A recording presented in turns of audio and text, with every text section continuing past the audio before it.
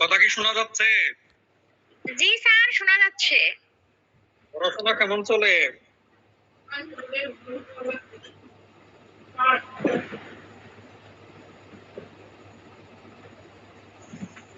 পড়াশোনা কেমন চলে?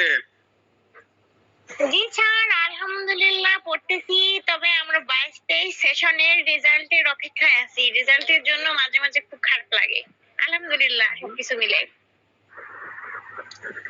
রেজাল্টের জন্য কেন খারাপ লাগে? স্যার, কনফিউশন যে ইনশাআল্লাহ পাশ করব, তারপরও মনে শান্তি লাগতো যদি রেজাল্টটা দিত। মানে ভিতরে একটা শান্তি যে ইস পাশ করছি আলহামদুলিল্লাহ, এরকম স্যার। কোন কলেজ আপনি? স্যার, কুড়িগ্রাম আইন মহাবিদ্যালয়। কুড়িগ্রাম, মাশাআল্লাহ। কুড়িগ্রাম বাড়ি কোন জায়গায় পড়ছে?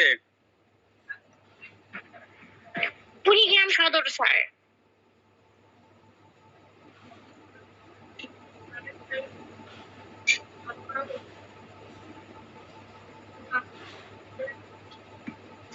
আপনাদের রেজাল্ট কোরবানের আগে দিয়ে দিবে। আলহামদুলিল্লাহ। দেরি করবে না, কোরবানের আগে দিয়ে দিবে, তবে তো ভর্তি হতে পারবেন বছর শেষে। জি স্যার।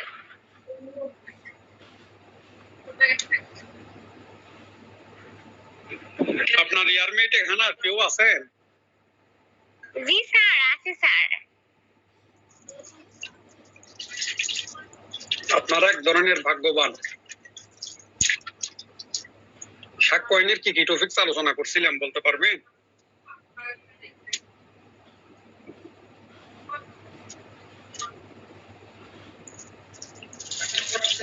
আমার কোন কোন পাইছিলেন বলতে পারবেন কেউ?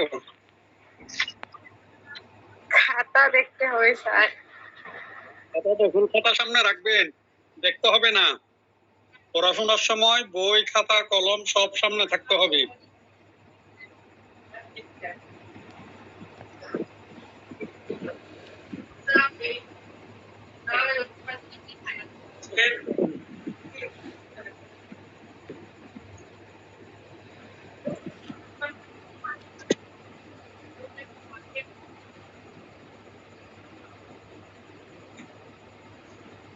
কি দেখা শেষ হয়নি খাতায়?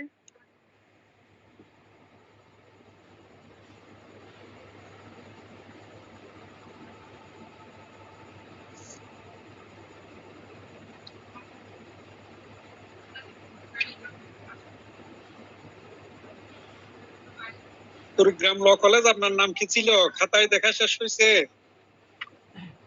এখন আপনি রেসপন্স করেন স্যারের সাথে।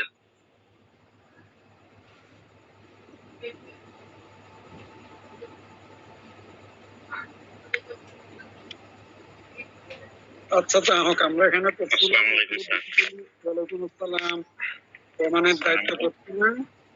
আমি বলবো স্যার, বলেন। জি স্যার, প্রথমে আমাদের প্রথম ক্লাসটা হয়েছিল সাক্ষ্য আইন নিয়ে। সাক্ষ্য আইনে আমাদের চ্যাপ্টার নিয়ে আলোচনা হয়েছিল, মানে কয় খণ্ডে ভাগ করা হয়েছে, কি কি চ্যাপ্টার আছে।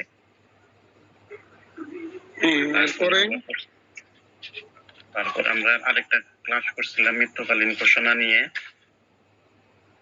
আরেকটা ক্লাস করছিলাম প্রমাণের দায়িত্ব বলতে কি বোঝায়, মানে না। জি স্যার। এরপরে বলছিলাম আমরা জনশ্রুতিমূলক সাক্ষ্য নিয়ে আলাপ আলোচনা করব, এটা বলছিলাম। জি স্যার। জনশ্রুতিমূলক সাক্ষ্য নিয়ে আলোচনা করব। এরপরে মৃত্যুকালীন ঘোষণা বাংলাদেশের আইন আর ইংলিশ আইনের মধ্যে একটু ডিফারেন্স আছে। তারপর আরেকটা প্রশ্ন হচ্ছে, আপনি ঘোষণাকারী যদি দৈবাত বেঁচে যায় তাহলে তার মৃত্যুকালীন ঘোষণার পরিণতি কি হবে? তাহলে একটা টপিক হচ্ছে আপনার বাংলাদেশের আইন আর ইংলিশ আইনের মধ্যে পার্থক্য। আরেকটা হচ্ছে আপনার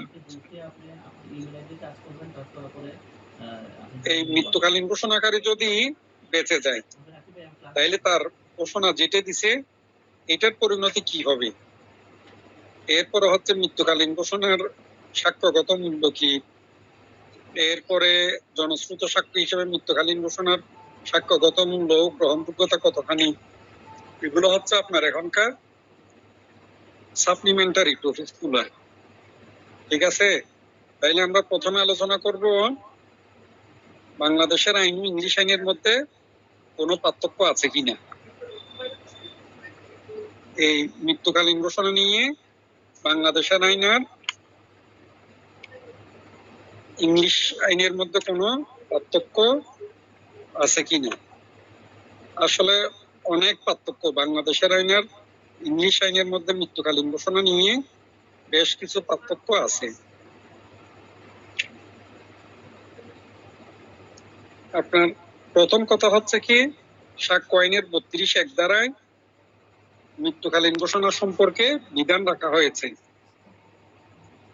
না, সেই সূত্রে আমরা কি পাচ্ছি, যে ক্ষেত্রে মৃত ব্যক্তি মৃত্যুর কারণ সম্পর্কে প্রশ্ন উঠে, মৃত ব্যক্তির মৃত্যুর কারণ সম্পর্কে প্রশ্ন উঠে, সেই ক্ষেত্রে ওই ব্যক্তি তাহার মৃত্যুর কারণ সম্পর্কে অথবা যে ঘটনার ফলে তার মৃত্যু ঘটছে তৎসংশ্লিষ্ট কোনো পরিস্থিতি সম্পর্কে যদি কোনো বিবৃতি দেয়, তবে সেটা হবে কি মৃত্যুকালীন ঘোষণা।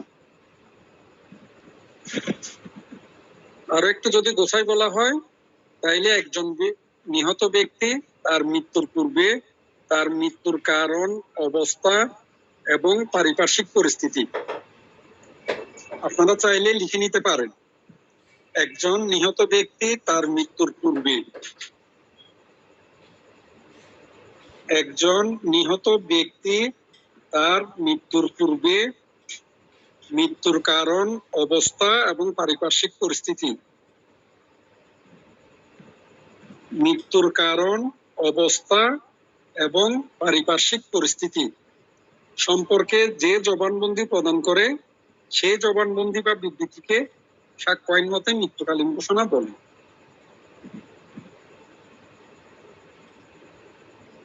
মৃত্যুর কারণ, অবস্থা এবং পারিপার্শ্বিক পরিস্থিতি সম্পর্কে যে জবানবন্দি প্রদান করেন সেই জবানবন্দি বা বিবৃতিকে সাক্ষ্য আইন মতে মৃত্যুকালীন ঘোষণা বলে।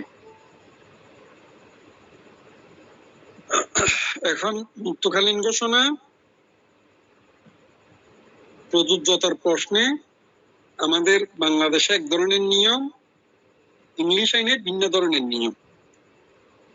ইংলিশ আইনের ক্ষেত্রে মৃত্যুকালীন ঘোষণা কেবলমাত্র নরহত্যা সম্পর্কিত ফৌজদারি মামলার ক্ষেত্রে প্রযোজ্য। আপনার ইংলিশ আইনে এই মৃত্যুকালীন ঘোষণা কিসের জন্য প্রযোজ্য হয়?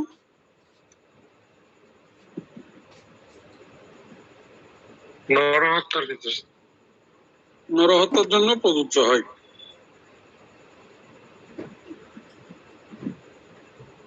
আর আমাদের দেশে মৃত্যুকালীন ঘোষণা যে কোনো মামলার ক্ষেত্রে প্রযোজ্য হয়ে থাকে।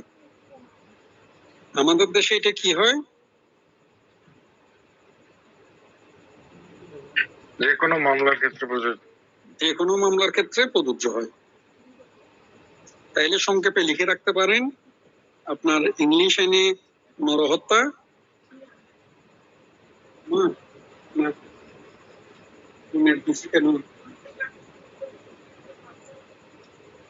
তুমি প্রত্যেকে নেট নিতে পারো।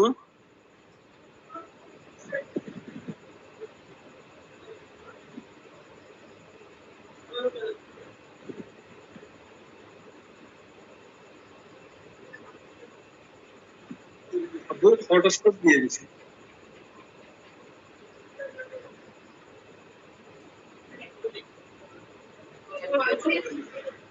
তাইলে এরপর হচ্ছে কি, আপনার অন্য কোনো মামলার ক্ষেত্রে, অন্যদিকে মৃত্যুকালীন ঘোষণা আমাদের দেশের যে কোনো মামলার ক্ষেত্রে প্রযোজ্য হয়ে থাকে।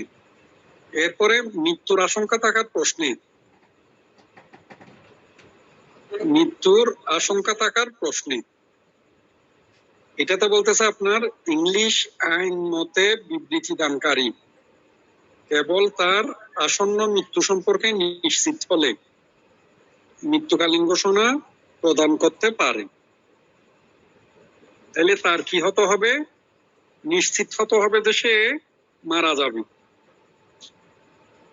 ইংলিশ আইন মতে বিবৃতি দানকারী কেবল তার আসন্ন মৃত্যু সম্পর্কে নিশ্চিত হলে মৃত্যুকালীন ঘোষণা প্রদান করতে পারেন। আর আমাদের দেশে সাক্ষ্য আইন 1872 মতে বিবৃতি দেওয়ার সময় বিবৃতি দানকারীর মৃত্যুর আশঙ্কা থাকার কোনো প্রয়োজন নেই। যে সময় সে বিবৃতিটা দিচ্ছে, কথাবার্তাগুলো বলতেছে,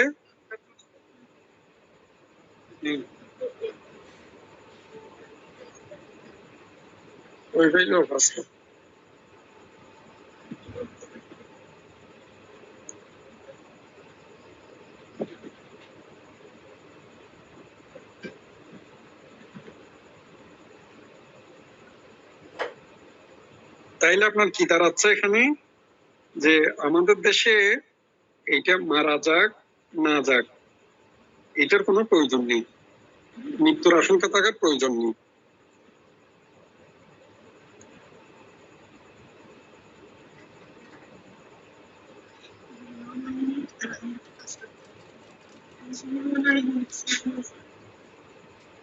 জিরো 9870987987 পাইছো?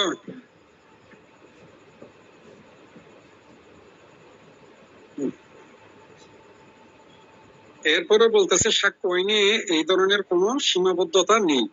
1872 সালের সাক্ষ্য আইন অনুসারে বিচার কার্য পরিচালিত হয়। 1872 সালে ব্রিটিশ শাসন ছিল। এই আইন ব্রিটিশরা তৈরি করলেও ইংল্যান্ডের জন্য এবং ভারতীয় উপমহাদেশের জন্য একরকম সাক্ষ্য আইন ছিল না। কিছু পার্থক্য করে সাক্ষ্য আইন তারা তৈরি করেন। তাইলে ইংলিশরাও যদিও বা এই সাক্ষ্য আইন তৈরি করে, তারা কি করছিল, কিছু পার্থক্য রেখে এই আইন তৈরি করছিল। তাইলে মোটা দাগে আমরা ইংলিশ আইন আর এই যে আমাদের বাংলাদেশের সাক্ষ্য আইনে মৃত্যুকালীন ঘোষণা সম্পর্কে মূলত পার্থক্য পাচ্ছি দুইটা। একটা হচ্ছে প্রযোজ্যতার প্রশ্নে, আর একটা হচ্ছে মৃত্যুর আশঙ্কা থাকার প্রশ্নে। ইংলিশ আইনে এটা কেবলমাত্র নরহত্যার ক্ষেত্রে প্রযোজ্য, আর বাংলাদেশের আইনে বা সাক্ষ্য আইন 1872 আমাদের দেশে যেটা প্রচলিত আছে, এটা আপনার সব মামলার ক্ষেত্রে প্রযোজ্য। এরপরে ইংলিশ আইনে শুধুমাত্র মৃত্যুর আশঙ্কা থাকলে সেটা গ্রহণযোগ্য হয়, মারা গেলে শুধুমাত্র সেটা গ্রহণযোগ্য হয়। আর আমাদের দেশের ক্ষেত্রে বলতেছে আপনার মৃত্যুর আশঙ্কা থাকলেও সে বিবৃতি দিতে পারে, না থাকলেও সে বিবৃতি দিতে পারে। আমাদের এখানে হচ্ছে যদি সে মারা যায় তাইলে সেটা মৃত্যুকালীন ঘোষণা হিসেবে বিবেচিত হবে, মৃত্যুর আশঙ্কা থাকুক না থাকুক। আর ইংলিশ আইনে মাস্ট মৃত্যুর আশঙ্কা থাকতে হয়। আপনাদের কারো কোনো প্রশ্ন আছে এ ব্যাপারে?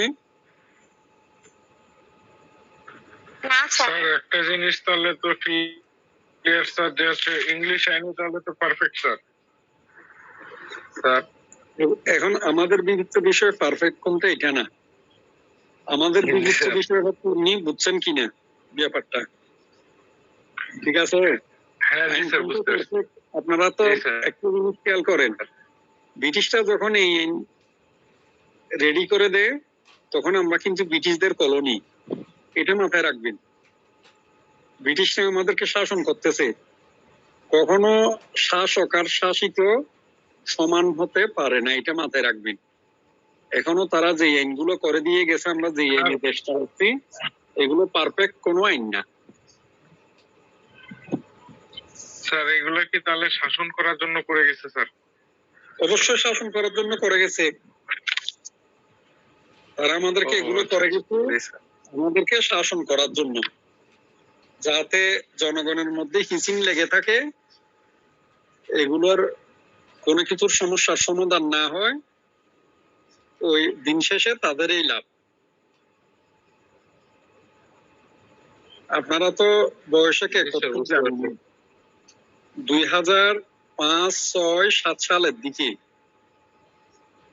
ব্রিটিশ রাষ্ট্রদূত যে ছিলেন ওই ভদ্রলোক সিলেটি ছিল, আনোয়ার বার চৌধুরী। তখনকার রাজনৈতিক পরিস্থিতি নিয়ে তার তৎপরতা দেখলে মনে হবে সে বাংলাদেশের প্রধানমন্ত্রী ছিল। তো যা হোক, তাইলে আমরা ইংলিশ আইন আর বাংলাদেশের আইনের মধ্যে এই যে মৃত্যুকালীন ঘোষণা নিয়ে সামান্য পার্থক্য যা আছে তা আলোচনা করলাম। এগুলো আপনাদের মূল প্রশ্নের বাইরে লেজ লাগানো কোয়েশ্চেন আসতে পারে। যথাসম্ভব গতবার 22 সাল গেছে না, 18 সালে এই প্রশ্ন আসছিল। এই মৃত্যুকালীন ঘোষণা নিয়ে ইংলিশ আইন আর এর মধ্যে বাংলাদেশের আইনের মধ্যে পার্থক্য, এই প্রশ্ন সম্ভবত 18 সালে আসছিল। আপনারা যাদের বই আছে, গাইড বই টাইপের কিছু, তাদের বইয়ের শেষে প্রশ্নগুলা থাকে, সেগুলো একটু দেখে নিতে পারেন। এরপর হচ্ছে এই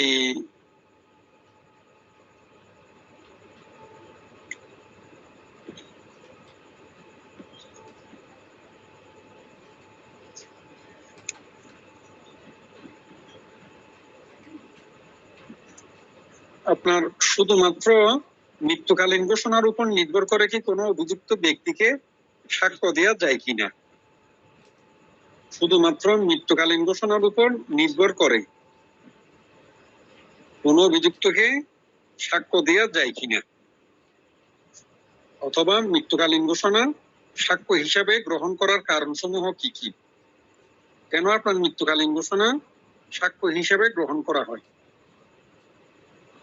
প্রথম কথা হচ্ছে, মৃত্যুকালীন ঘোষণাটি যদি নিহত ব্যক্তির দ্বারা তার মৃত্যু পূর্বে দেওয়া হয় তাহলে অখণ্ডনীয় প্রমাণ হিসাবে সাক্ষ্য আইনে গৃহীত হবে। এটা অখণ্ডনীয় প্রমাণ বলতে কি বোঝাচ্ছে, এটা আর খণ্ডনযোগ্য হবে না।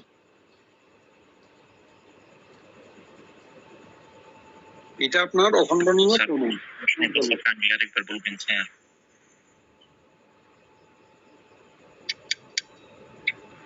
স্যার প্রশ্নটা যদি কাইন্ডলি আরেকবার বলতেন স্যার।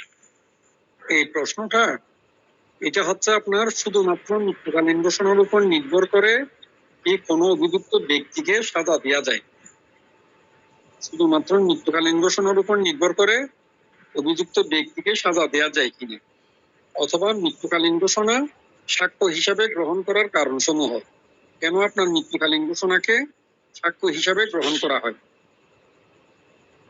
এরপরও বলতেছে, যদি নিহত ব্যক্তি মৃত্যুর পূর্বে তার মৃত্যুর কারণ এবং অবস্থা সম্পর্কে বলেন তাহলে তাও প্রমাণ হিসাবে গ্রহণীয় হবে। যদি নিহত ব্যক্তি মৃত্যুর পূর্বে তার মৃত্যুর কারণ এবং অবস্থা সম্পর্কে বলেন তাহলে তাও প্রমাণ হিসাবে গ্রহণীয় হবে। 3 নম্বর পয়েন্টে বলতেছে, মৃত্যুর পূর্বে নিহত ব্যক্তি যদি কারো কাছে লিখিত এজাহারের মাধ্যমে, কি বলতেছে আপনার মারা যাওয়ার পূর্বে, মৃত্যুর পূর্বে নিহত ব্যক্তি যদি কারো কাছে লিখিত এজাহারের মাধ্যমে অথবা প্রশ্নের উত্তরে ভাব বা ইঙ্গিতের মাধ্যমে, ভাব বলতে আপনার বোঝাচ্ছে আসলে ইশারায় বা ইঙ্গিতের মাধ্যমে প্রকাশ করেছিল তাহলে তার সাক্ষ্য আইনে অখণ্ডনীয় প্রমাণ হিসেবে গৃহীত হবে। এই যে আমরা বাংলা সিনেমায় দেখি না, গত ক্লাসে বলছিলাম কবির মিত্র সবগুলোতে আপনার সে বিলেন দ্বারা মারা যায়, মারা যাওয়ার সময় কি করে রক্ত দিয়ে দেয়ালে লিখে রাখে, আমার মৃত্যুর জন্য অমুক দায়ী। বেশিরভাগ আপনার রাজীব দায়ী ছিল, সিনেমায় তো বিলেনের অভিনয় করতো রাজীব, ঠিক আছে, সে লিখে যেত। তাইলে এটি ইশারায় হতে পারে, আপনার ইঙ্গিতের মাধ্যমেও হতে পারে, ভাব বিনিময়ের মাধ্যমেও হতে পারে।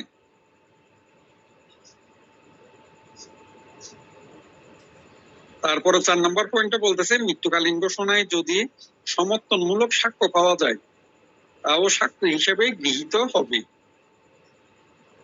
আপনার মৃত্যুকালীন ঘোষণা দিচ্ছেন, এর পরবর্তীতে একই ঘটনা নিয়ে আরো সমর্থনমূলক সাক্ষ্য কিছু পাওয়া গেছে, তাহলে সেটাও কি হবে, সাক্ষ্য হিসাবে গৃহীত হবে।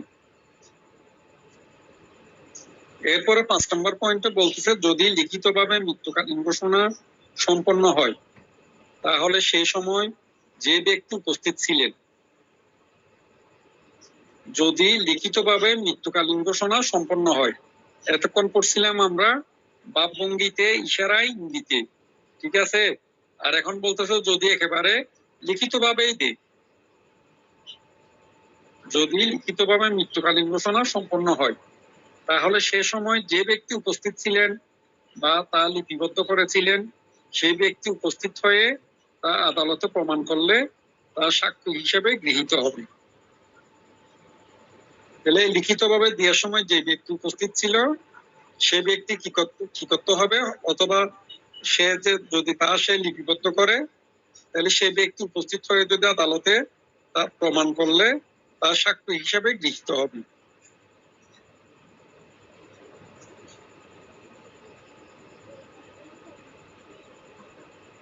এরপরও বলতেছে সাক্ষ্য আইনের 146 ধারায় বলা আছে যে যখন কোনো সাক্ষীকে জেরা করা হয় তখন ইতিপূর্বে উল্লেখিত প্রশ্নসমূহ ছাড়াও এইরূপ প্রশ্ন জিজ্ঞাসা করা যেতে পারে যা তারা তাহার সত্যবাদিতা পরীক্ষা করা যায়। সাক্ষীকে জেরা করার উদ্দেশ্য হচ্ছে কি, সাক্ষীর সত্যবাদিতা পরীক্ষা করা, তার পরিচয় ও মর্যাদা জানা, এইগুলো। তারপর 2 নম্বর পয়েন্টে বলতেছে কি, মৃত্যুকালে মৃত্যু পথযাত্রী বিবৃতি বা ঘোষণা দেওয়ার সময় তার চিরশত্রুর নাম বলে যেতে পারেন, ঠিক আছে। মৃত্যুকালে যখন মৃত্যু পথযাত্রী বিবৃতি বা ঘোষণা দেওয়ার সময় তার চিরকালের শত্রু যে ছিল, যদি চালাক চতুর হয় সে নামও বলে যেতে পারেন। এরপরও বলতেছে যথাযথভাবে মৃত্যুকালীন ঘোষণা লিপিবদ্ধ না হলে যাদের নিকট ঘোষণা প্রদান করা হয়ে থাকে তারা সাধারণত আদালতে সাক্ষ্য দিতে হয়। সকল সময় তারা বিশ্বাসযোগ্য ব্যক্তি নাও হতে পারেন। এই যে এই মৃত্যুকালীন ঘোষণার ব্যতিক্রম যেগুলো আছে 2-1টা, সেগুলো আলাপ করলো। এরপরও বলতেছে স্মরণ রাখতে হবে যে মৃত্যুকালীন সাক্ষ্য মূল্যবান সাক্ষ্য বটে, কিন্তু শুধুমাত্র মৃত্যুকালীন ঘোষণার উপর নির্ভর করে সাজা দেওয়া যায় না।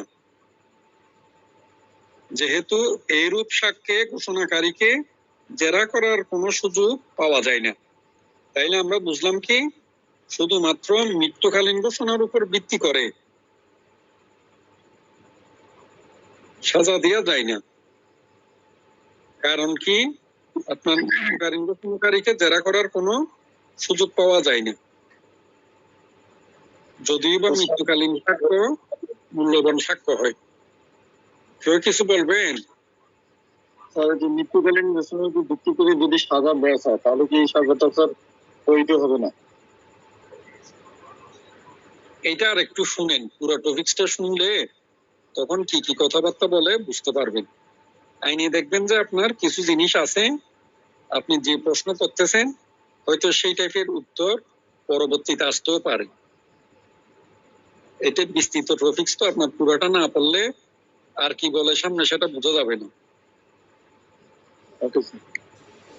এরপরে বলতেছে মৃত্যুকালীন ঘোষণা সঠিক এবং সত্য বলে প্রতীয়মান হলে সে অনুযায়ী দণ্ডাজ্ঞা দেওয়া যায়। এই যে আপনি যে প্রশ্ন করছেন তার আবার বিপরীত কথাবার্তা, এই যে উত্তরটা এখানে বলতেছে, যদি এটা সঠিক এবং সত্য বলে প্রতীয়মান হয় তাহলে সে অনুযায়ী দণ্ডাজ্ঞা দেওয়া যায়। মৃত্যুকালীন ঘোষণার সত্যতা নিরূপণ দেখতে হবে তা বস্তুত সঠিক মনে হয় কিনা। আক্রমণকারীদের শনাক্ত করতেও নাম,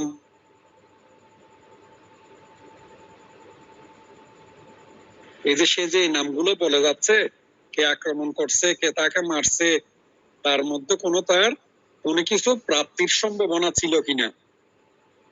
প্রাপ্তির সম্ভাবনা বিভিন্ন ধরনের হতে পারে, যে তার শত্রুকে আটকে দিচ্ছে কিনা, আপনার অন্য কেউ, তৃতীয় পক্ষ কেউ তাকে বলছে কিনা যে তুমি অমুককে আটকাই দাও, আমি তোমার ছেলেকে চাকরি দিব।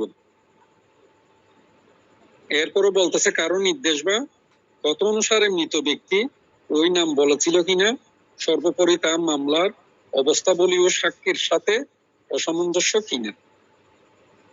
সুতরাং বলা যায় যে শুধুমাত্র মৃত্যুকালীন ঘোষণার উপর নির্ভর করে সাজা দেওয়া যায় না। তাইলে আমরা কি বুঝলাম? শুধুমাত্র মৃত্যুকালীন ঘোষণার উপর নির্ভর করে আপনি কাউকে সাজা দিতে পারবেন না। মনে রাখবেন, সাক্ষ্য আইন যখন আলোচনা করা হয় তখন আপনার পক্ষে কিছু কথাবার্তা বল, তারপরে বলে বিপক্ষে, এরপরে উপসংহারটা টানা হয়। তার কারণটা কি? তার কারণটা আসলে পুরো জিনিসটা সাক্ষ্যের উপর ভিত্তি করে এটা থাকে। তাহলে সাক্ষ্য সত্য হতে পারে, সাক্ষ্য মিথ্যও হতে পারে। এখন মৃত্যুকালীন ঘোষণাকে যদি সত্য হয়, এরপরে পারিপার্শ্বিক সাক্ষ্য দ্বারা যদি প্রমাণিত হয়, তাইলে বলতেছে কি সাজা দেওয়া যায়। আর যদি বলতেছে আদালতের যদি মনে হয় যে না মৃত্যুকালীন ঘোষণাটা কি মিথ্যা, এরপরে মৃত্যুকালীন ঘোষণা কারো স্বার্থের জন্য করা হয়েছে, অথবা কি করছে তার শত্রুকে জড়াই দিছে, অথবা তার পার্থিব কোনো কিছু প্রাপ্তির সম্ভাবনা ছিল, তাহলে এই ঘটনাগুলো যখন প্রমাণিত হবে তখন কি মৃত্যুকালীন ঘোষণা সঠিক বলে ধরে নিবে না। তাইলে আমরা বুঝতে পারলাম কি শুধুমাত্র মৃত্যুকালীন ঘোষণার উপর ভিত্তি করে কাউকে সাজা দেওয়া যায় না। যদি এই ক্ষেত্রে সাজা দিতে হয় তাইলে সেই মৃত্যুকালীন ঘোষণাটা পারিপার্শ্বিক সাক্ষ্য দ্বারা প্রমাণিত হতে হবে। কার কোনো প্রশ্ন আছে এই ব্যাপারে? নিরাপদ বিচার কার্যের জন্য স্যার এটা কি স্যার মৃত্যুকালীন ঘোষণা স্যার প্রয়োজন স্যার? বুঝি নাই কথা, আর একটু বলেন। নিরাপদ বিচার কার্যের জন্য স্যার মৃত্যুকালীন ঘোষণা স্যার কতটুকু প্রয়োজন স্যার? নিরাপদ বিচার? জি স্যার, জি স্যার। আসলে বিচার নিরাপদ হয় না, মনে রাখবেন। কোন বিচারে নিরাপদ নয়। বিচার যদি নিরাপদ হতো প্রধান বিচারপতি আমাদের প্রধান বিচারপতি তো একজন দুইজন পালায়নি, দুইজন পালাইছে মনে হয়। আপনাদের সিলেটের একজন সুরেন্দ্র কুমার সিনহা, এরপরে এই গত 2-3 জন যেগুলো ছিল এগুলো পালাইছে। তাইলে আপনার বিচারটা নিরাপদ কেমন ধরলাম? বিচার আসলেই আপদ। তারা তো ইচ্ছে করে নাই, তাদেরকেও করাইছে। যা হোক, এটা মনে রাখবেন, এই ভাষা হবে ন্যায় বিচার। ঠিক আছে? বিচারের উদ্দেশ্যই হচ্ছে ন্যায় বিচার। আমি আপনি অ্যাডভোকেট হতে চাচ্ছি কি জন্য? সমাজে ন্যায় বিচার প্রতিষ্ঠা করার জন্য। মনে রাখবেন, অ্যাডভোকেটদের কাজ কাউকে মামলায় জিতানো নয়, বা কারো মৃত্যুদণ্ড দেওয়া নয়, কাউকে শাস্তি দেওয়া নয়, বা শাস্তি থেকে মাফ করানো নয়। আপনার অ্যাডভোকেটের কাজ কি? আদালতের কাজকর্ম সহায়তা করা, ন্যায় বিচার দেওয়া, সত্য উদ্ঘাটন করা। ঠিক আছে? তাহলে আপনার প্রশ্ন হচ্ছে কি, ওই ন্যায় বিচারের ক্ষেত্রে কি একটা কথা বলছিলেন?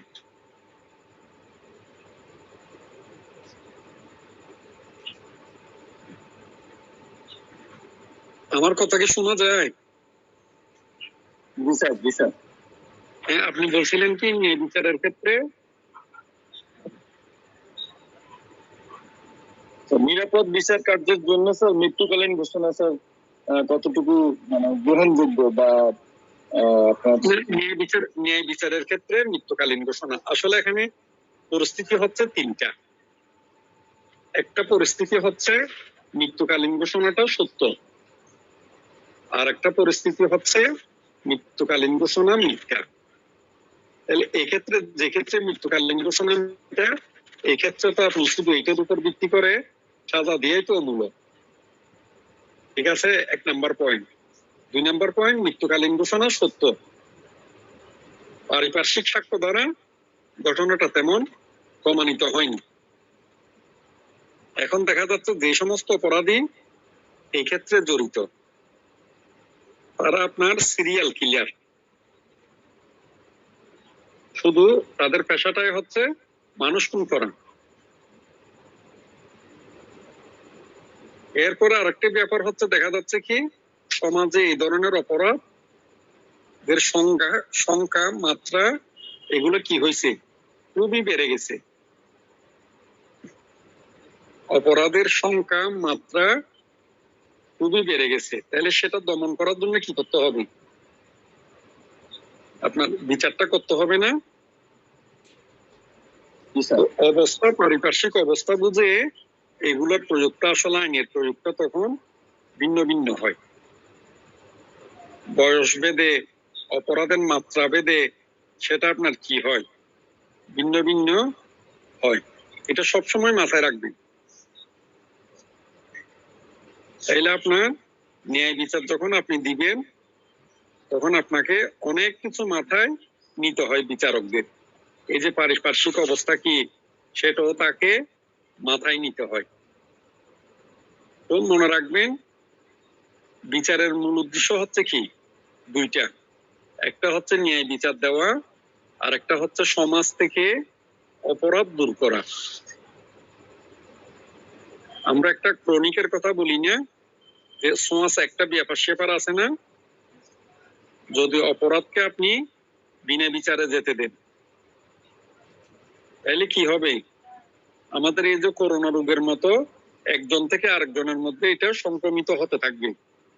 আপনিও অপরাধ করছেন, আমিও অপরাধ করছি, আরেকজনও অপরাধ করছে। যখন এগুলোর কোনো বিচার হচ্ছে না, এইভাবে সেটা বাড়তে থাকবে। এইগুলাকে আপনার নির্মূল করার জন্য এই সমস্ত সেন্সে মৃত্যুকালীন ঘোষণা দিয়েও সাজা দিতে পারবে। ঠিক আছে? এরপরে হচ্ছে আমাদের মৃত্যুকালীন ঘোষণার সাক্ষ্যগত মূল্য কি। আপনার মৃত্যুকালীন ঘোষণার সাক্ষ্যগত মূল্যটা কি? এই যে মৃত্যুকালীন ঘোষণার সাক্ষ্য হিসাবে মূল্যায়ন করা, সেটা যে একটু আগে যে আপনাদের বলছিলাম যে কি কি কারণে মৃত্যুকালীন ঘোষণা গৃহীত হতে পারে, ঠিক সেম কারণগুলো, নতুন কোনো কিছু না। মনে রাখবেন, আবার আইনের ক্ষেত্রে উত্তর একই, কিন্তু প্রশ্ন ভিন্ন ভিন্ন হতে পারে। সেই কারণে আপনার আইনের ক্ষেত্রে প্রশ্ন বেশি, দেখা যায় উত্তরটা কম। এই যে কিছুক্ষণ আগে যে 5টা কথা বলছি, 5টা যুক্তি দিছি, সেই 5টা যুক্তি হচ্ছে মৃত্যুকালীন ঘোষণার সাক্ষ্যগত মূল্য। তারপরে আরেকবার আপনাদেরকে একটু পরে সময় দিয়ে মিলাই নিয়ে, আগের প্রশ্নে এটার কিন্তু উত্তর এক ধরনের দেয়া আছে।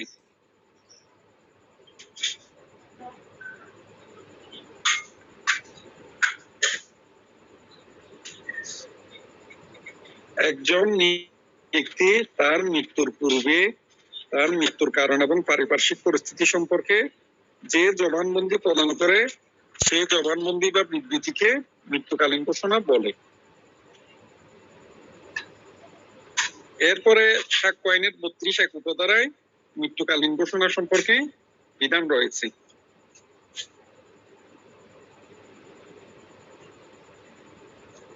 তারপরে বলতেছে, উক্ত ধারার 1 উপধারা অনুসারে কোন ব্যক্তির মৃত্যুর কারণ সম্পর্কে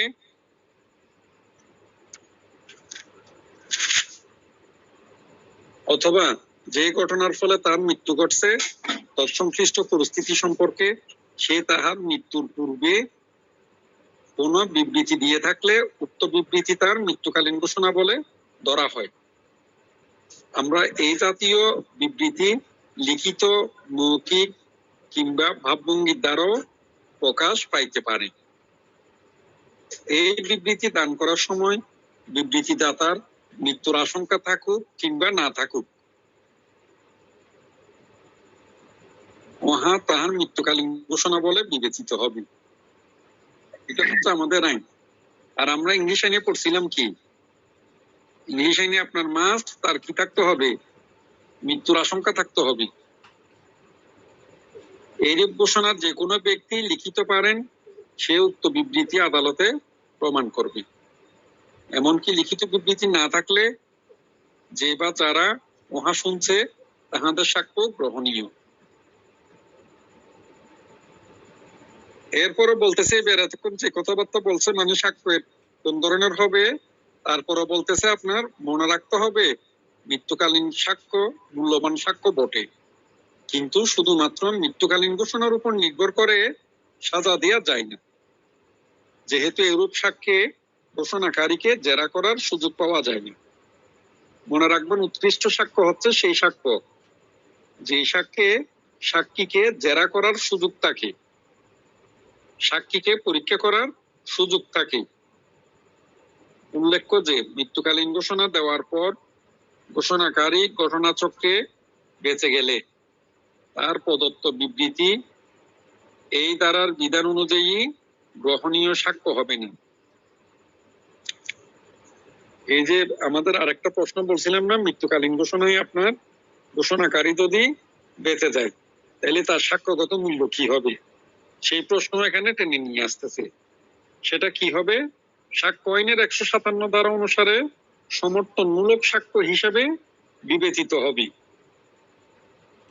আমাদের সাক্ষ্য আইনে যে 157 ধারা আছে ওখানে বলতেছে আপনার মৃত্যুকালীন ঘোষণাকারী যদি বেঁচে যায় তাহলে তারটা সমর্থনমূলক সাক্ষ্য হিসাবে বিবেচিত হবে। মনে করেন আপনি মৃত্যুকালীন ঘোষণা দিছেন, আপনি মারা যান নাই, ফলাফলটা কি হচ্ছে? আপনি হয়তো উন্নত চিকিৎসা পাইছেন, আপনি মারা যান নাই, কিন্তু আপনি তো গুরুতর আহত ছিলেন, মুমূর্ষ ছিলেন। তাইলে সেই ক্ষেত্রে আপনার এটা খুনের বিচার না হয়ে কিসের বিচার হবে কেউ বলতে পারবেন? সাক্ষীর বিচার হবে তো, যে সাক্ষীর বিচার হবে। আবার বলি, মনে করেন আমি মৃত্যুকালীন ঘোষণা দিছি, আমাকে আপনার XYZ গুরুতর ভাবে পিটাইছে, এই যে আপনার রামদা দিয়ে কোপাইছে, ফ্রিজ দিয়ে কোপাইছে, ইত্যাদি ইত্যাদি। এখন কি হলো?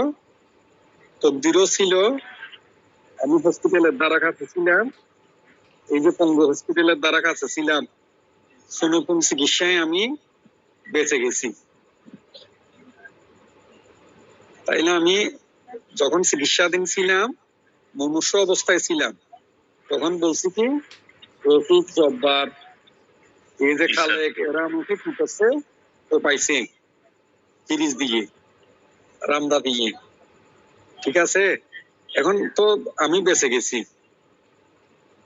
সেই ক্ষেত্রে আমি যে কথাবার্তাগুলো তখন বলছি এটা আপনার কিসের বিচারের ক্ষেত্রে প্রযোজ্য হবে? এটা তো আমি তো যেহেতু মারা যাইনি, এটা আর খুনের বিচার হবে না, সেই ক্ষেত্রে কিসের বিচার হবে? সে আঘাতের বিচার।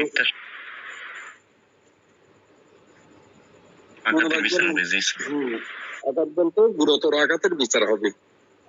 আঘাত আর গুরুতর আঘাতের মধ্যে ডিফারেন্স আছে, এটা মাথায় রাখি। আঘাত আর গুরুতর আঘাতের মধ্যে ডিফারেন্স আছে, শাস্তিও ভিন্ন ভিন্ন। তো যা হোক, এটা কি হবে? গুরুতর আঘাতের বিচার হবে।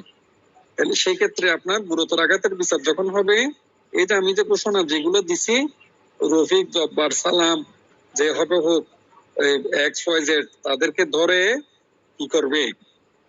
তাদের বিচার করতে পারবে, এবং তারা যদি প্রকৃত আসামি হয়ে থাকে ঘোষণামূলক সাক্ষ্য, পারিপার্শ্বিক সাক্ষ্য, দা ছুরি বটি কিরিচ রামদা যেগুলো দিয়ে আক্রমণ করছিল ওইগুলো উদ্ধার করে তার কি করতে পারবে? বিচার করতে পারবে। ওই ক্ষেত্রে আমি যে কথাবার্তাগুলো বলছিলাম, মারা যাব মনে করে বা আমার গুরুতর আঘাত পাইছি, মৃত্যু হতে পারে, এগুলো সবগুলো সমর্থনমূলক সাক্ষ্য হিসাবে বিবেচিত হবে।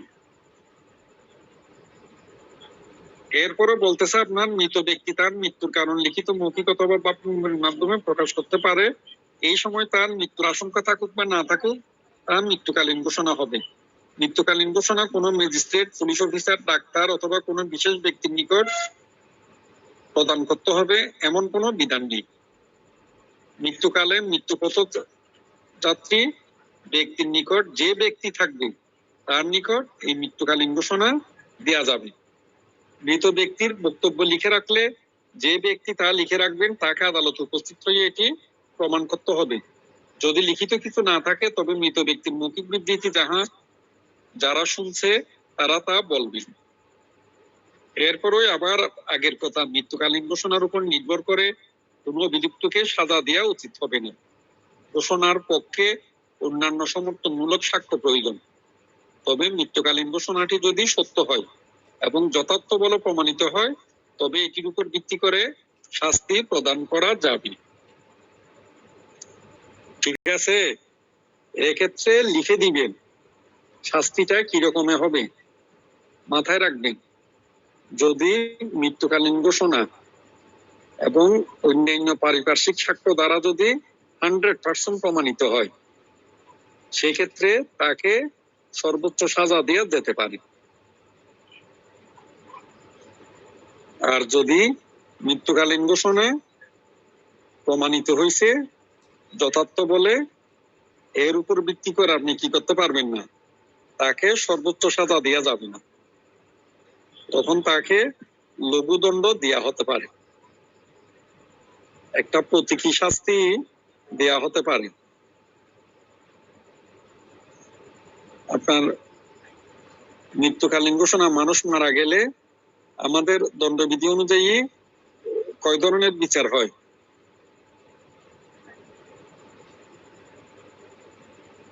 কেউ বলতে পারবেন? 2 ধরনের স্যার, যাবজ্জীবন এবং আমি শাস্তির কথা বলিনি। না, আপনারা তো শাস্তির কথা বলতেছেন, আমি বলতেছি অপরাধের কথা। মনে করেন আমি মারা গেছি, তাইলে একটা বিচার হবে খুনের, আর একটা বিচার হয় দণ্ডনীয় নরহত্যার।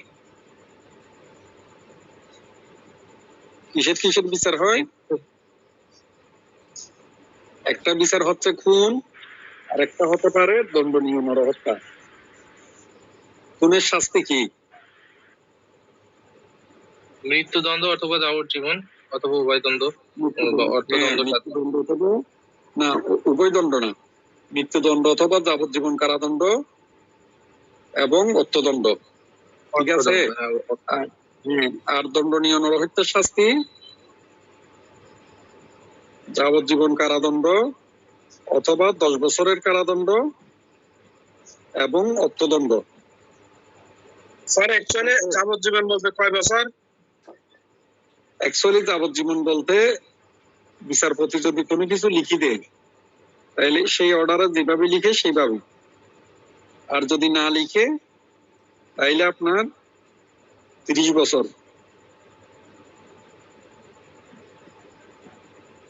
যদি বিচারপতি আজীবন লিখে দেয় তাহলে আপনাকে আজীবন খাটতে হবে। আর মৃত্যু লিখে দিলে না মরা পর্যন্ত।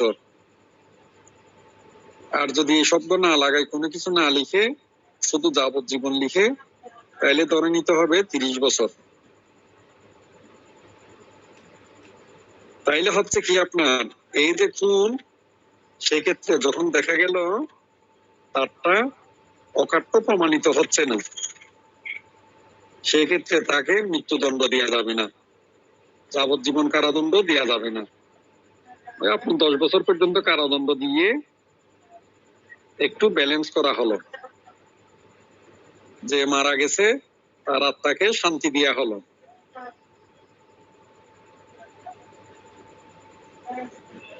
এরপরে মৃত্যুকালীন ঘোষণার সাক্ষ্যগত মূল্য কি? এরপরে এই যে সাক্ষ্যগত মূল্য এতক্ষণ আলাপ করলাম, সেই সাক্ষ্যগত মূল্যগুলো সাক্ষ্য হিসেবে গ্রহণ করার কারণ সমূহ কি? এই যে আগে 5টা কারণ বলছিলাম। মৃত্যুকালীন ঘোষণাটি যদি নিহত ব্যক্তির দ্বারা তার মৃত্যুর পূর্বে দেওয়া হয় তাহলে অখণ্ডনীয় প্রমাণ হিসাবে সাক্ষ্য আইনে গৃহীত হবে। যদি নিহত ব্যক্তি মৃত্যুর পূর্বে তার মৃত্যুর কারণ এবং অবস্থা সম্পর্কে বলেন, তাহলে তাও প্রমাণ হিসাবে গ্রহণীয় হবে। মৃত্যুর পূর্বে নিহত ব্যক্তি যদি কারোর কাছে লিখিত এজাহারের মাধ্যমে অথবা প্রশ্নের উত্তরে ভাব বা ইঙ্গিতের মাধ্যমে প্রকাশ করছিল, তাহলে তাও সাক্ষ্য আইনে অখণ্ডনীয় প্রমাণ হিসাবে গৃহীত হবে। মৃত্যুকালীন ঘোষণায় যদি সমর্থনমূলক সাক্ষ্য পাওয়া যায়, তাও সাক্ষ্য হিসাবে গৃহীত হবে। যদি লিখিতভাবে মৃত্যুকালীন ঘোষণা সম্পন্ন হয়, তাহলে সেই ব্যক্তি যে ব্যক্তি উপস্থিত ছিলেন বা তা লিপিবদ্ধ করেছিলেন, সেই ব্যক্তি উপস্থিত হয়ে তা আদালতে প্রমাণ করলে তা সাক্ষ্য হিসাবে গৃহীত হবে। এখন এখানে যে বলল যে ব্যক্তি উপস্থিত ছিলেন বা তা লিপিবদ্ধ করছিলেন, আমি মুমূর্ষ, আমার মৃত্যুর কারণ আমিও লিখে দিতে পারি। তাহলে লিখে দেওয়ার সময় যে উপস্থিত ছিল, অথবা আমি লিখি নাই, আমি বলছি উপস্থিত যিনি ছিলেন উনি লেখছেন, এরা যদি আপনার এটা আদালতে এসে প্রমাণ করে দেয়, তাহলে সেটা সাক্ষ্য হিসাবে গৃহীত হবে। এরপর হচ্ছে জনশ্রুত সাক্ষ্য হিসাবে এ প্রকার ঘোষণার সাক্ষ্যগত মূল্য বা গ্রহণযোগ্যতা কতখানি। জনশ্রুত সাক্ষ্য কি বলছিলাম? আপনার কানাকানি সাক্ষ্য, ঠিক আছে? কানাকানি সাক্ষ্য, এই কানাকানি সাক্ষ্য আপনার কেন গ্রহণযোগ্য হয়, কোন কোন ক্ষেত্রে গ্রহণযোগ্য হয়?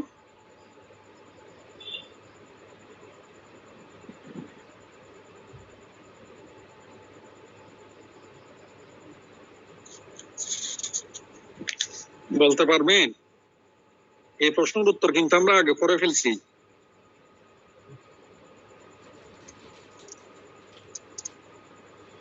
এই প্রশ্নের উত্তর আমরা প্রশ্ন ভিন্ন বা নতুন মনে হচ্ছে, কিন্তু উত্তর আমরা আগে করে ফেলছি। এই জনশ্রুত মূলক সাক্ষ্য কেন গৃহীত হয়, গ্রহণযোগ্য হয়, এর সাক্ষ্যগত মূল্য কি, সেটা আমরা কি করছি, আগে করে ফেলছি। কেউ কি বলতে পারবেন এর উত্তর কি হবে?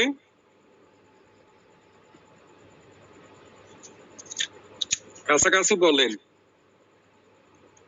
আপনাদেরকে একটা জিনিস বলি, মাথায় রাখবেন, আইনের স্টুডেন্ট তিনটা জিনিস মাস্ট চেষ্টা করবেন। একটা হচ্ছে আমাদের সর্বশেষ টার্গেট কি, আইনজীবী হওয়া, বিচারক হওয়া না? আমাদের সবার সর্বশেষ টার্গেট কি? বিচারক হওয়া। হয় বিচারক হবেন, না হয় আইনজীবী হবেন। বিচারক দুইভাবে হওয়া যায়, একটা হচ্ছে জুডিশিয়ারি পরীক্ষা দিয়ে, আর একটা হচ্ছে আপনার আইনজীবী থেকেও বিচারপতি হওয়া যায়, ঠিক আছে? আপনি যতক্ষণ আপনার টার্গেট ফুলফিল হবে না, ততক্ষণ আপনি মাথার থেকে তিনটা জিনিস ধরে ফেলবেন। আমি কখন ভর্তি হব নেক্সট ইয়ারে, কখন আমাকে রেজাল্ট দিবে, কখন আমার ক্লাস শুরু হবে, কখন পরীক্ষা হবে, এগুলো নিয়ে আমার চিন্তার কোনো কিছু নেই। যখন চাঁদ দেখা যাবে, সবাই রোজা রাখবে, ঈদ করবে, কোরবানও করবে, ঠিক আছে? এখন পরীক্ষা যখন হবে, সবাই যখন দিবে আমিও দিব, সবাই যখন পড়বে না আমি তখন পড়ব, এটা মাথায় রাখতে হবে। সবাই যখন পরীক্ষা দিবে আমিও তখন দিব, কিন্তু সবাই যখন পড়াশোনা করে না, আইনের ছাত্র হিসেবে যদি আমার আপনার প্রত্যেকটা পরীক্ষায় পাশ করতে হয়, তখন আমাকে পড়াশোনা করতে হবে, এই পড়াশোনা থামানো যাবে না। ভালো আইনজীবী হওয়ার পরে আপনার যদি আইনজীবী হিসাবে প্রতিষ্ঠিত হতে হয়, তাহলে সেটাও কি করতে হবে, এরপরও আপনাদেরকে পড়াশোনা করতে হবে। এই কথা বললাম, আপনাদেরকে টপিকস কি পড়াবো এটা আগের ক্লাসে বলে দিই যে আপনারা নিজেরা একটু হালকা পাতলা এই টপিকস যার যে বই আছে সে বই থেকে একটু দেখে নিবেন, পড়ে নিবেন। তখন আমি যখন আলোচনা করব আপনাদের পড়াশোনার সাথে সামান্য হলেও মিলবে, এই কথা আপনার সারা জীবন মনে থাকবে। আইন শিক্ষার মূল মাধ্যম হলো দুইটা, একটা হচ্ছে শুনে, এই যে লেকচার গুলো শুনে আপনাকে নোট করতে হবে, সেই অনুযায়ী বইয়ের সাথে একটু মিলে নিয়ে নিজেকে পড়াশোনা করতে হবে। এরপরে সে পড়াশোনা একটু তাড়াতাড়ি আয়ত্ত নেওয়া যায় যদি নিজে একবার দুইবার পড়েন। শোনার আগে একবার পড়বেন, শোনার সময় মিলাই নিবেন, যা পড়ছেন তা একটু নোট করে নিবেন, এরপরে আবারও পড়বেন। ইনশাল্লাহ আইনগুলোর কোনো কিছুই নেই। একটা টপিক যদি আপনি 3 বার পড়েন, 2 বার লিখেন, এই টপিক আপনার সহজে ভুলবেন না। জনশ্রুতিমূলক সাক্ষ্য কেন গ্রহণযোগ্য হয়, কোন ক্ষেত্রে গ্রহণযোগ্য হয়, সবগুলো 32 নাম্বার সেকশনে বলছে। আমরা প্রথম দিন যে 8টা ক্ষেত্র পড়ছিলাম মনে আছে? 32 নাম্বার সেকশনে 4 শ্রেণীর ব্যক্তির 8টি ক্ষেত্রে কি হয়, আপনার সাক্ষ্য গ্রহণযোগ্য হবে। যে 8টা ক্ষেত্রে সাক্ষ্য গ্রহণযোগ্য হয় বলছে, সেই 8টা ক্ষেত্রের সাক্ষ্য হচ্ছে জনশ্রুত সাক্ষ্য। মৃত্যুকালীন ঘোষণা জনশ্রুত সাক্ষ্য। আপনার দৈনন্দিন জীবনে আপনি যে কাজকর্মগুলো করেন সেই বিষয়ে আপনার যেটা সাক্ষ্য হিসাবে প্রাসঙ্গিক হবে সেগুলো জনশ্রুত। অধিকার প্রথা নিয়ে তাও জনশ্রুত। তারপরে আপনার কি করছিলাম, এই যে আত্মীয়তা সম্পর্ক নিয়ে কথাবার্তা, তাও জনশ্রুত। ওখানে আমরা 8টা পয়েন্ট পড়ছিলাম, মনে আছে? জি স্যার, আবার যদি একটু বলতেন পয়েন্টগুলো স্যার ভালো হইতো। নোট করে নেন নাই গত ক্লাসে? নোট করে নিছি স্যার, কিন্তু একটু কনফিউজ লাগতেছে। যেমন 4 নম্বর পয়েন্ট যেটা স্যার ছিল অধিকার ও প্রথা, এবং 8 নম্বরেও স্যার, 8 নম্বর বলতে 7 নম্বরে স্যার একই মনে হচ্ছে প্রায়। একই না, 7 নাম্বারে বলছে 7 নম্বরটা যদি 13 কি 14 নাম্বার সেকশনের মতো কথাবার্তা। কত নাম্বার লেখা আছে? 7 নাম্বারে 13 না 14 নাম্বার সেকশনের কথা লেখা আছে? 13 ক স্যার, কিন্তু এটা যদি স্যার উদাহরণ দিয়ে বুঝাই দিতেন আরো একটু হইতো স্যার। 13 ক পড়ছে? জি স্যার। 13 সেকশনের উপবিধি যেটা আছে এটা পড়ছেন? পড়েন নাই? জি স্যার, এটা একটু যদি উদাহরণ দিয়ে স্যার একটু বুঝাই দিতেন। বই আছে আপনার কাছে? জি স্যার, এই জায়গায় বলা আছে 13 পথে যে সমস্ত কাজকর্ম দ্বারা তর্কিত অধিকার বা প্রথা সৃষ্ট হইয়াছে, দাবি করা হইয়াছে, সংশোধিত, স্বীকৃত, অস্বীকৃত বা ঘোষিত হইয়াছে, অথবা উক্ত প্রথা বা অধিকারের অস্তিত্বের সহিত যাহা অসঙ্গতিপূর্ণ। তাহলে এটা স্যার মানে এটা পড়ে বুঝতেছি না, যদি উদাহরণ দিয়ে একটু স্যার বুঝাই দিতেন তাহলে ভালো হইতো। উদাহরণ এর নিচে একটা উদাহরণ আছে না? এই জায়গায় বইটাই সমাধান। এই যে 13 সেকশনের নিচে একটা উদাহরণ আছে, এটা আছে আপনার বইতে?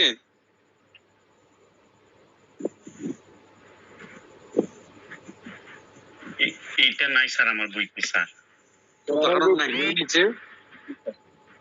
আচ্ছা, যা হোক, উদাহরণটা হচ্ছে আপনার প্রশ্ন উঠে একটি মৎস্য ক্ষেত্রে ক এর অধিকার আছে কিনা।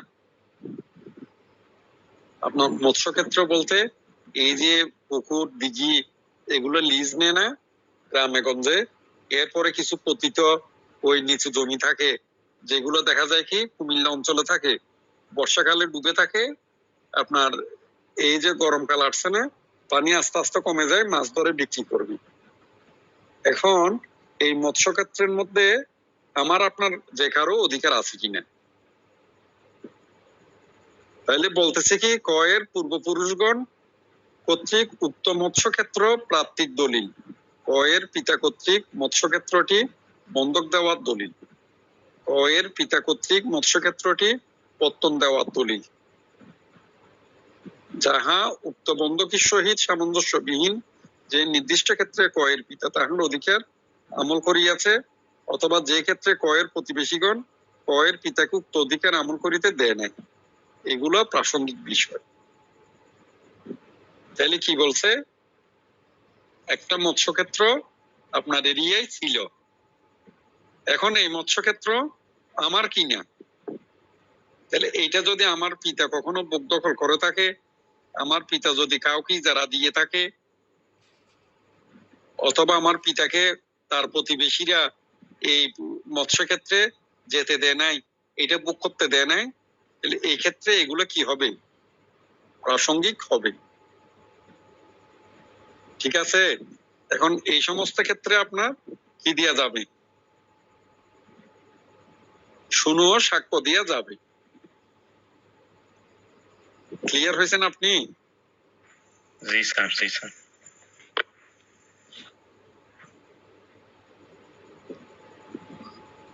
তাহলে মোটামুটি আমরা মৃত্যুকালীন ঘোষণার জনশ্রুতিমূলক সাক্ষ্য শেষ করলাম। মনে রাখবেন যে দুইটা প্রশ্ন পড়াইছি, ইনশাল্লাহ দুটোটা প্রশ্ন নেক্সট যারা এক্সাম দিবেন তাদের পরীক্ষায় আসতে পারে। এরপরে আলহামদুলিল্লাহ আপনারা যখন বার কাউন্সিলের জন্য পড়াশোনা করবেন তখন এই প্রশ্ন আপনাদের মাস্ট লাগবে। প্র্যাকটিসে তো কোনো কথা নেই।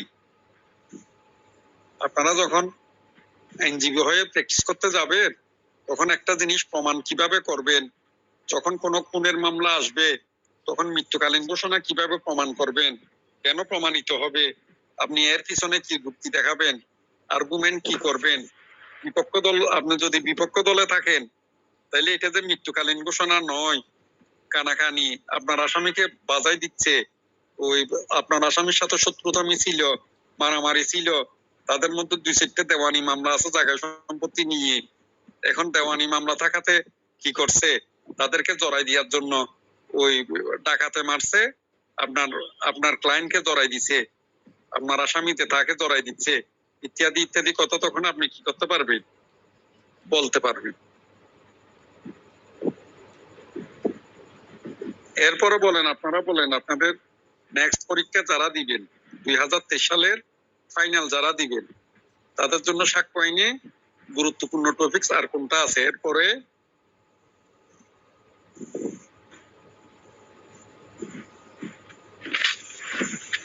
আমাদের কি স্যার এই সপ্তাহে রেজাল্ট হওয়ার সম্ভাবনা আছে স্যার? ঈদের আগে হবে ইনশাল্লাহ। জি স্যার, বললেন আমাদের স্যার ভাগ্যটা ভালো, কি জন্য স্যার বললেন এরকম? আসলে বুঝিনি, বললেন যে আমরা একদিক দিয়ে ভাগ্যবান, কি জন্য এরকম স্যার বললেন ওই ক্লাসের শুরুর দিকে বলছিলেন? ভাগ্যবান বলতে আমি আপনাদেরকে বলি, আইনের পড়াশোনা ল কলেজে যাওয়ার পর থেকে বিরতি দেওয়া যায় না। আপনি যখন অ্যাডভোকেটও হয়ে যাবেন তখনও দেখবেন যে রেগুলার আপনাকে 1 ঘন্টা 2 ঘন্টা পড়াশোনা করতে হবে। এই যে আপনারা 1 ঘন্টা পড়াশোনা করতেছেন, রাহেন ভাই আপনাদের একটু উদ্যোগ নিয়ে দিছে যে সবাইকে একই প্ল্যাটফর্মে এনে আমরা বাংলাদেশের কি জানি বলে যে 10-11 প্রান্তে বসে সবাই এক জায়গায় নি।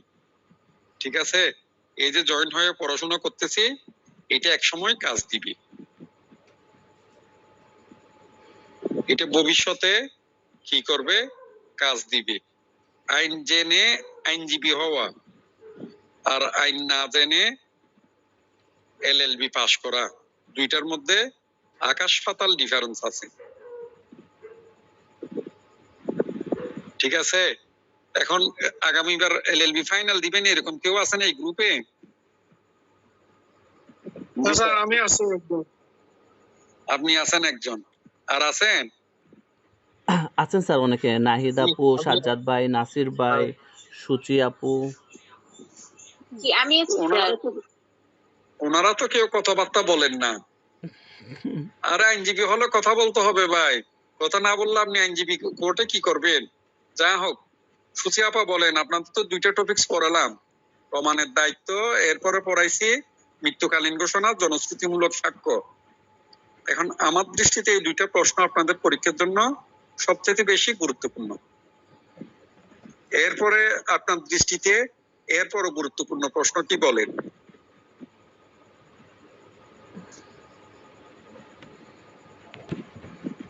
সাক্ষ্য আইনি উনি মনে হয় ক্লাসে নাই স্যার, চলে গেছে। ভয় পেলে চলবে? আর যিনি আছেন উনি বলেন, ফাইনাল যারা দিবেন তাদের থেকে একজনে বলেন। এরপরে আপনার দৃষ্টিতে গুরুত্বপূর্ণ প্রশ্ন কোনটা? স্যার কখন জনশ্রুতি সাক্ষ্য হিসেবে বর্জনীয় হয় এবং গ্রহণীয় হয় আদালতে? এই জনশ্রুতিমূলক সাক্ষ্য তো আমরা পড়ে ফেলছি, এই টপিক তো পড়া শেষ। আপনার মাথায় রাখবেন, মৃত্যুকালীন ঘোষণা যে কারণে গ্রহণযোগ্য হয়, জনশ্রুতিমূলক সাক্ষ্য সেই কারণে গ্রহণযোগ্য হয়। আপনাদেরকে মৃত্যুকালীন ঘোষণা যেদিন পড়াবো বলছিলাম সেদিনই বলছে আসলে জিনিস দুটোটা একই ধরনের, ঠিক আছে? তবে বেশ কমটা হচ্ছে শুধু আপনি কিভাবে পরিবেশন করবেন সেটা, ঠিক আছে? আইনটা কিভাবে আপনি পরিবেশন করতেছেন সেটা যখন মৃত্যুকালীন ঘোষণা হিসেবে পরিবেশন করতেছেন, লিখতেছেন, তখন মৃত্যুকালীন ঘোষণা। আর যদি সেটাকে জনশ্রুতিমূলক সাক্ষ্য হিসেবে দেখেন তাহলে সেটা জনশ্রুতিমূলক সাক্ষ্য। তবে মৃত্যুকালীন ঘোষণার চাইতে জনশ্রুতিমূলক সাক্ষ্যের ব্যক্তিটা বড়, প্রয়োগের ক্ষেত্রটা বড়। মৃত্যুকালীন ঘোষণা হচ্ছে বেসিক্যালি 32-1, আর জনশ্রুতিমূলক সাক্ষ্য হচ্ছে 32-1, 2, 3, 4, 5, 6, 7, 8, এই যে 8টা ক্ষেত্রে প্রযোজ্য প্রয়োগ করা যায়, সেই 8টা ক্ষেত্রে হচ্ছে জনশ্রুতিমূলক সাক্ষ্য। বুঝে পেয়েছেন আপনার? এই 3টা টপিকস তো আমাদের শেষ। আপনার প্রমাণের দায়িত্ব নিয়ে 3-4 ধরনের প্রশ্ন হয়, 4-5-6টা প্রশ্ন হয়। মৃত্যুকালীন ঘোষণা নিয়েও ঠিক তাই। সবগুলো আপনারা আলোচনা করছি, বা আপনাদের যদি বুঝার কোনো সমস্যা থাকে তাহলে ওখান থেকেও প্রশ্ন করিয়েন নেক্সট ক্লাসে, আজকে না। কিন্তু এখন আমার প্রশ্ন হচ্ছে আপনারা যারা ফাইনাল দিবেন তাদের দৃষ্টিতে আর গুরুত্বপূর্ণ প্রশ্ন কি আছে সাক্ষ্য আইনে আপনাদের পরীক্ষার জন্য? যে টপিকসটা নেক্সট ক্লাসে আলোচনা করে দিব।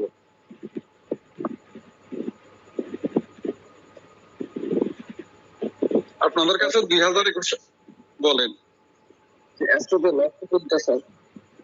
এস্টোপেল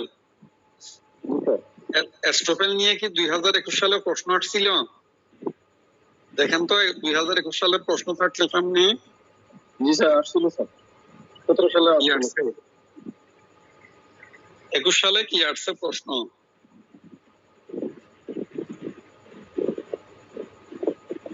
আসলে একটু সবাইকে পরে শোনাই দেন প্রশ্নটা।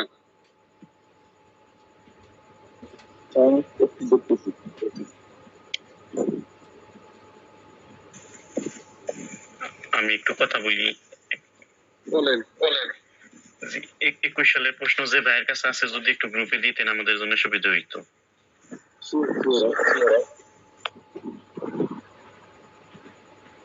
প্রশ্নটা হলো স্যার, এস্টোপেল বলতে কি বুঝো স্যার? আর 115 আইনকে প্রতিবন্ধকতা নীতি ব্যাখ্যা করে। আইনে প্রতিবন্ধকতা নীতির গুরুত্ব আলোচনা করে। এস্টোপেলকে তুমি কিভাবে রেস কাটা পৃথক করবে? ও আচ্ছা, তাহলে প্রশ্ন হচ্ছে আপনার এস্টোপেল বলতে কি বুঝো, তারপরে সাক্ষ্য আইনে এস্টোপেলের গুরুত্ব, আর রেল জুডিকেটার সাথে এস্টোপেলের পার্থক্য। ঠিক আছে, ইনশাল্লাহ এই প্রশ্ন নেক্সট ক্লাসে আলোচনা করে দিব। সবাই 115, 116, 117 দ্বারা পরে রাখবেন, ঠিক আছে? 115, 116, 117 দ্বারা পরে রাখবেন। মনে রাখবেন, আপনারা যদি নিজেরা একটু হেল্প করেন তাইলে আপনাদের সিলেবাস তাড়াতাড়ি শেষ হয়ে যাবে। হয়তো এই প্রশ্ন একদিনে শেষ করে দেওয়া যাবে। আর আপনারা যদি নিজেরা পড়াশোনা না করেন তাইলে কিন্তু পড়াশোনা শেষ হবে না। স্যার এটা কি এসডব্লিউ হিসেবে থাকবে স্যার? বুঝি নাই স্যার, এটা কি আমাদের নেক্সট ক্লাসে এসডব্লিউ হিসেবে থাকবে স্যার, হোমওয়ার্ক? হ্যাঁ, হোমওয়ার্ক হিসেবে থাকবে। আপনারা শুধু 3টা সেকশন পড়বেন। এস্টোপেলে আরো কিছু কিছু প্রশ্ন হয়, এই যে এস্টোপেলের উপাদান, এস্টোপেলের গুরুত্ব, তারপরে আপনার রেল জুডিকেটার সাথে পার্থক্য, এস্টোপেল আর ওয়েবারের মধ্যে পার্থক্য, ঠিক আছে? এই জাতীয় কিছু কথাবার্তা আছে। যাদের কাছে গাইড বই আছে, মূল বই আছে, সেকশন 3টা পরে আপনার 115, 116, 117 ওখান থেকে যে বাকি প্রশ্নগুলোর কথা বলছি এগুলো একটু নিজেরা চোখ বুলাই রাখিয়ে, তখন আপনার আলোচনা করে দিলে দ্রুত কেস করতে পারবে। Okay sir. জি স্যার, ধন্যবাদ ঠিক স্যার আছে, আপনাকে। আল্লাহ হাফেজ। দোয়া করি। সবাই কি আমার কয়টা বাজে?